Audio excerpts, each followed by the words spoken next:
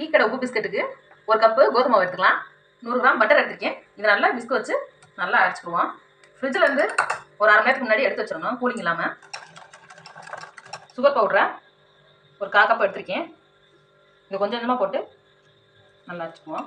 1/2 spoon உப்பு, கோதுமை மாவு கொஞ்சம் கொஞ்சமாக போட்டு விஸ்க் வச்சு அரைச்சிக்கலாம். இப்போ விஸ்க் எடுத்துகிட்டு மாவை கையில் பிசைஞ்சுக்குவோம். கொஞ்சமாக எடுத்துகிட்டு நல்லா கையிலே வச்சு லைட்டாக அப்படி அரைக்கங்க. இப்போ தட்டில் வச்சுக்கலாம். தட்டில் பட்டர் தடவி வச்சுருக்கேன். கொஞ்சம் கொஞ்சமாக மாவு எடுத்து உருட்டி இதே மாதிரி வச்சுக்குருவோம். பிளேட் இதில் வச்சுட்டு ஒரு 20-25 நிமிஷம் அப்படியே மூடி இருக்கட்டும்.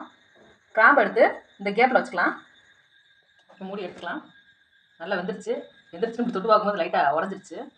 இப்போ சூடு ஆறுனதுக்கப்புறம் நல்லா கிறிஸ்பியாக இருக்கும். டீ கடை உப்பு பிஸ்கட் ரெடி ஆயிடுச்சு. எப்படி இருக்கு பாருங்க, நல்லா கிறிஸ்பியாக. வீடியோ பிடிச்சிருந்துச்சுன்னா லைக் பண்ணுங்கள், சப்ஸ்கிரைப் பண்ணுங்கள், மறக்காம பெல் பட்டன் அமுக்குங்க. அடுத்த வீடியோ பார்ப்போம். பாய்.